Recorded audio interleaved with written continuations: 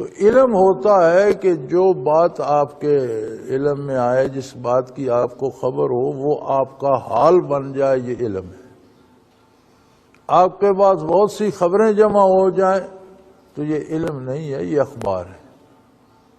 کتنی خبریں چھپتی ہیں روز ایک سفید پیپر پر، اس کاغذ کو ان سے کیا فرق پڑتا ہے؟ اگر وہ نہ چھاپو تو کاغذ کا کیا، کاغذ تو کاغذ ہے۔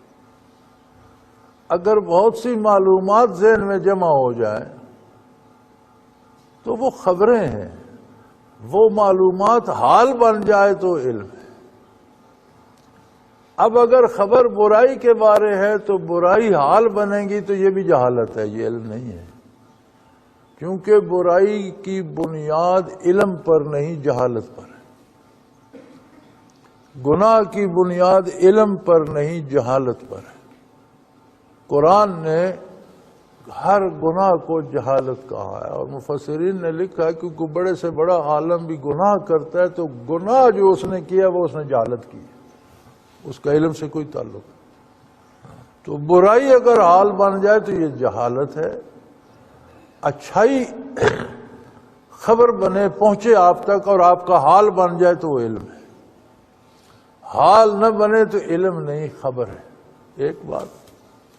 دوسری بات یہ بھی جان لیجئے کہ ہر شعبے کو جاننا یہ اللہ کی صفت ہے۔ بندے جو بہت پڑھے لکھے ہوتے ہیں وہ ان پڑھ بھی ہوتے ہیں۔ ایک آدمی سائنس میں پی ایچ ڈی ہے، ضروری نہیں کہ اسے ہسٹری آتی ہے۔ ایک آدمی ہسٹری میں پی ایچ ڈی ہے تو ضروری نہیں کہ اسے سائنس آتی ہے، سائنسدانوں کے لیے وہ ان پڑھ ہے۔ ایک بندہ بہت پڑھا لکھا، اسے ڈرائیونگ نہیں آتی تو ڈرائیونگ کے شعبے میں وہ ان پڑھ ہے، گاڑی اس کا ڈرائیور چلا سکتا ہے، یہ علم اس کے پاس۔ تو ہر پڑھا لکھا بندہ بھی کسی نہ کسی پہلو میں ان پڑھ بھی ہوتا ہے۔ ہم جو یہ کلی بھروسہ کر لیتے ہیں نا، یہ درست نہیں ہے۔ جس شعبے کا علم اس کے پاس ہو، اگر وہ علم اس کا حال بن گیا، یعنی وہ نیک علم ہے، اچھی خبر ہے اور وہ اس پر عمل بھی کرتا ہے تو یہ علم ہے۔ اگر محض اس کے پاس خبریں جمع ہو گئی ہیں، وہ خود بھی ان پر عمل نہیں کرتا تو یہ خبر ہے، یہ علم نہیں ہے۔ اور جس شعبے میں نہیں جانتا اس میں وہ جاہل ہے، ان پڑھ ہے۔ تو ہماری یہ مصیبت ہے کہ ہم ہر عالم ہونا صفت اللہ کریم کی ہے، ہر وقت ہر چیز ہر شے کو جاننا یہ اس کی صفت۔ پھر جتنا علم وہ چاہتا ہے اپنے انبیاء کو عطا فرماتا ہے۔ وَلَقَدْ آتَيْنَا دَاوُودَ وَسُلَيْمَانَ عِلْمًا، ہم نے داؤد علیہ السلام کو، سلیمان علیہ السلام کو علم عطا فرمایا۔ یہاں بھی بڑی بحثیں ہوتی ہیں۔ کچھ حضرات کہتے ہیں کہ اللہ کا سارا علم نبیوں کو مل گیا۔ وہ یہ سوچنے کی تکلیف نہیں کرتے کہ انبیاء بھی مخلوق ہیں، اللہ خالق ہے۔ خالق کی صفت، خالق کوئی زیب ہے، ساری مخلوق میں آ نہیں سکتی۔ ساری مخلوق میں مانی جائے تو پھر تو وہ مخلوق بھی خالق میں ایک صفت میں تو حصے دار ہو گئی۔ ہاں، انبیاء کو جو فریضہ عطا کیا جاتا ہے، فریضہ نبوت، اس کی ساری ضروریات کا علم عطا کر دیا جاتا ہے۔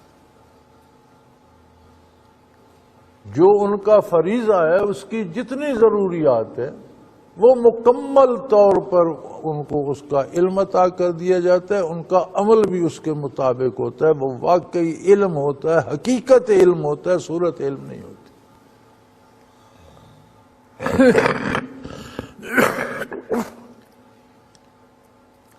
جب انہیں علم عطا، اس کا مطلب ہے کہ اللہ کی بہت بڑی نعمت ہے علم۔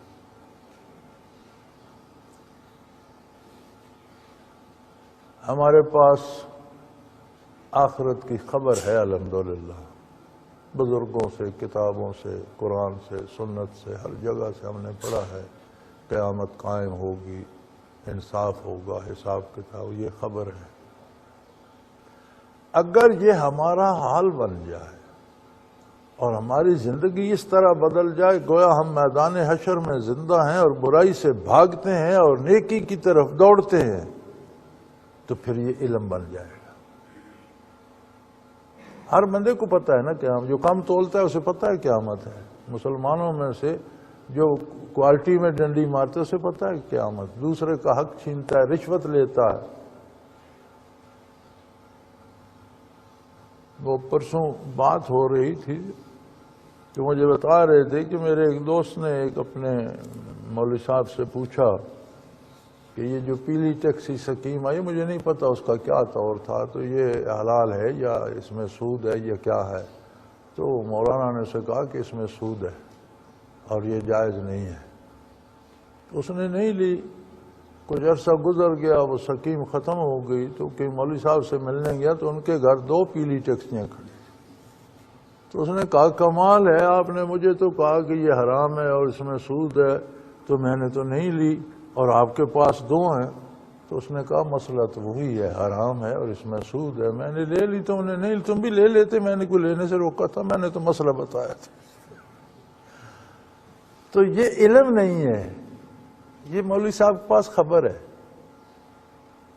علم ہوتا تو اس میں ملوث نہ ہوتے. یہ حقیقت علم ہے. یہ جو خبر ہوتی ہے یہ صورت علم ہے. بظاہر لگتا ہے کہ اسے اس چیز کا علم ہے، لیکن وہ علم جب اس کا حال نہیں بنتا تو وہ صورت علم ہے. حال بن جائے تو حقیقت علم.